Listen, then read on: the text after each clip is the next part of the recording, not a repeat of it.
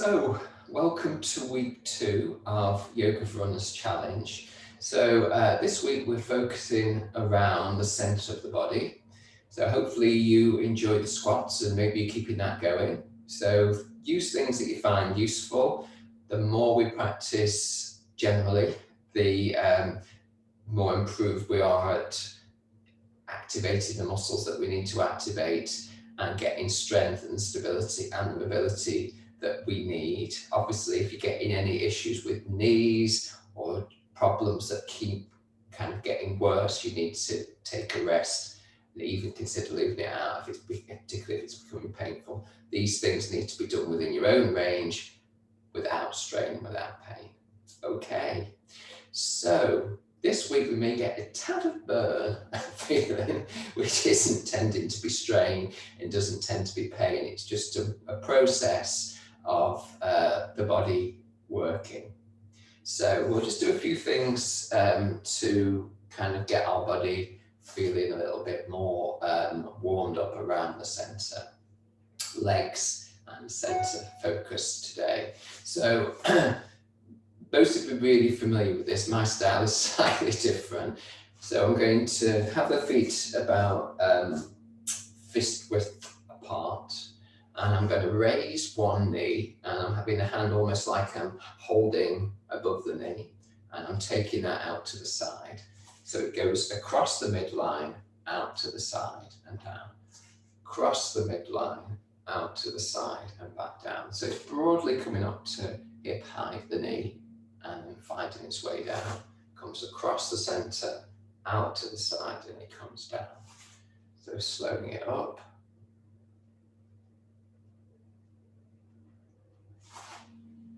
Slowing it up. And then speeding it up. Let's just change the rhythm. Let's change the rhythm. Let's change the rhythm. Let's change the rhythm. Let's change the rhythm. Keep the back in a sense of feeling tall and upright rather than rounding. That sense of walking tall, standing tall, to give the lightness at the top of the body. It's almost like you're stirring things up a little bit in center also as we do this movement.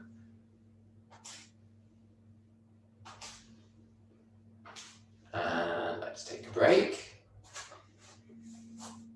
Back into feet hip distance apart. Let the shoulders relax down. Take a breath out, just as a release breath of any tension that you're holding in the body, whether it's in the face, in the shoulders, or just gently holding the breath. Okay, so release of the breath really helps. When we're concentrating, we do tend to start to pause the breath or hold the breath. So just knowing that you're doing that, you can then make a choice to release and use the breath in varying ways to support you.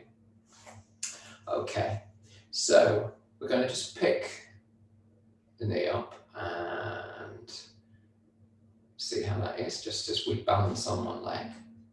And we're looking, it's difficult with this top, to keep the hips in parallel so that we're not dropping with either. It's most likely going to be your standing leg hip. So the knee doesn't come above the hip, it's in line or slightly below. And we just loosen at the top so that we're not holding too much on one side. So we're just getting a little bit of stability and just noticing what's going on on the standing leg. So really feeling the feet are really connected to the ground, toes wide if possible. To do this with my fingers to get the toes wide. And a sense of, if you think about 4 points of the foot, having those really stable, just below the little toe, just below the big toe, and at the back of the heel, and almost like, how can I get really rooted through that leg? Can I breathe while I'm here? Okay, so sometimes it helps to just change positions for the arms, just to change position for the shoulders, give yourself something else to do, stabilize then in the shoulders. So we can just play around with things that help us focus somewhere else for a moment, and then we come back to our standing leg. So for me, things are starting to get more interesting now around this area. For you, you might be able to stand here for a very long time without any sense of a burning sensation.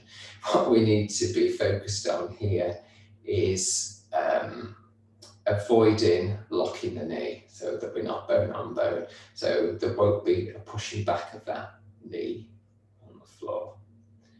Okay, and let's rest down for a moment, take a break, have a little bit of shake out. Okay, so we know what's going on, and we're going to do side 2. So finding your root in your opposite foot, and once you've gathered that connection to the ground, to the earth, to your support, as I say, without locking the knee back, just keeping that soft, that knee, not bending it particularly, but just keeping it soft, rising the knee, keeping the hips in line, and relaxing the shoulders. And initially, it's usually fairly straightforward, this, and then becomes a time when things start to hot up a little bit. So just finding a place where you can be. So there's always going to be a bit of movement, maybe around the toes, maybe around the ankle, maybe around the knee socket, maybe around the hip. So don't be worried or anxious about that movement. It's just finding its position, it's finding its connections with the ground. So for me, this morning is more difficult. It does vary actually over how things go. So again, we can take the arms out to the side, change the palms position, take the arms up, bring it into this more stable position. We can bring in the breath. We know we're holding, and we can relax the shoulders and the jaw, and we can keep the focus on stillness, on the strength, on the stabilizing. Okay, so we did the mobilizing first, we're doing the strength and the stabilizing now. And keeping the spine long. We're interested without getting tied up in the difficulty, yeah? So we're interested in what's going on, and we make a choice of whether we drop into that and just notice it and be with it and be with a little bit of discomfort, or whether we choose to do either something else with our other part of our body or our arms here, or whether we look outwards, or whether we focus on our breath. So where are we taking ourselves? So this is a good thing if you're running to kind of transfer, yeah? So what happens when you're running, you feel discomfort? Okay, I'm a bit wobbly now. So things will go awry at certain times. So see how things are feeling on this side. I'm getting an interesting feedback now. I'm going to carry on breathing. I'm going to relax my shoulders, and I'm ready to release. So let's just have so standing on one leg is something that seems so easy and so obvious, but such a strengthening quality, and it's got such a stabilizing quality. It's not one to be ignored, really. It's not one to be ignored. It's one you can do while you're brewing up, or while you clean your teeth, or it's one to easily just slip into your routine without even having to think about it as a exercise or as a training practice. It's always useful to have a few of those. Okay, so just stand for a moment with feet in happy position. So I tend to go for hip distance, but if you want the feet wider, then that's fine. See how you feel in the legs now, and see whether that's made any difference also on the upper body. So when we work on the lower body, it doesn't just work on the lower body, everything has an impact on the whole structure. How the feet feel in terms of connection to the ground. How's the breath? Is the breath coming back to you? Can you feel the breath? Can you really be conscious of that area? So a little balance there. Okay. So if it gets easy, you can always close your eyes or close one eye. I find that really difficult, but some people, really get skilled at that as well. Lose that visual context and just have to really find your balance from the ground. That's a real test. Okay, so this time around, taking the knee forward, we're taking, letting the knee just drop down and the foot go behind us. Again, we've got our hips broadly in line. So we're going to be using our glute. So just take your fingers to the outside of your butt and just see if anything's going on there. And just with this little tap, just remind both sides to be activated for the moment if you can. And what will tend to happen is there'll be this sense of drawing up through the front of the body and even maybe drawing in of the hips here. Okay, so we've been standing on one leg for a while. So what we're going to do now is we're going to bring the knee slightly forward, drop it, take it back, bring it up, take it forward, drop it down, take it back, take it up. Now, as we do this, I want you to take your focus to the opposite butt, side of the butt, and feel as if you're doing a wheel from this side butt. So that actually the work that's being done and the strength that's coming is actually coming from the work on this butt, this glute, not from the movement of the knee. So forget about that leg.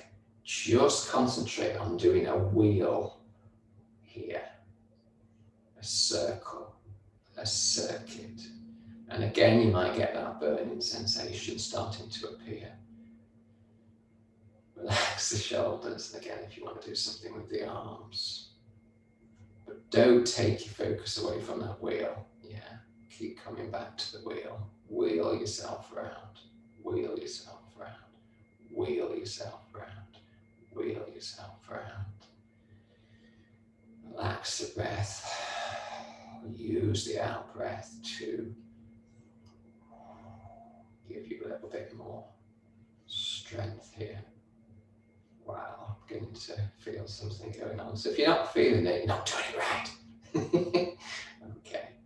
And, ooh, okay. A bit of a shake out. Sigh, out breath. Okay. So, second side. So this foot's going to do the work. I'm going to just sweep that foot back, knee heading down broadly, trying to keep my alignment, keep it parallel here with the hips. I'm going to take my attention to this side, but now we know what we're doing. We're going forward slightly, dropping down and coming back with the knee, and then we're getting into the wheel on this side. Wheel on this side. I'm finding this more difficult on this second side. Sometimes it's just because the work we've done, and sometimes it's just a weak glute, an overworked glute. So once you get that going, it doesn't feel like there's that much going on with the knee. It's actually the hip that's doing the circuit, rather than the knee coming forward, down and back particularly. But visually, that's probably what it looks like.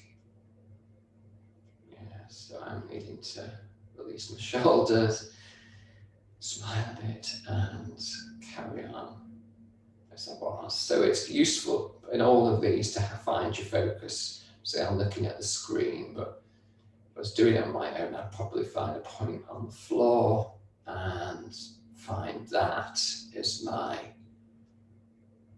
focusing down. But when I focus down and find that point for the balance, I want to keep my breath open.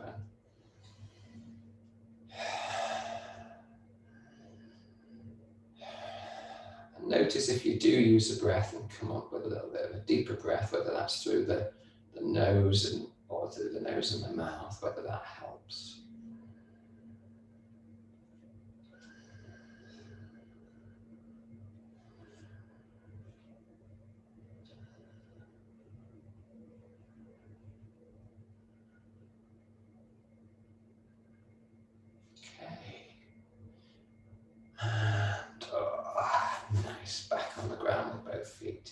So the area you're feeling is around here, yeah, around here.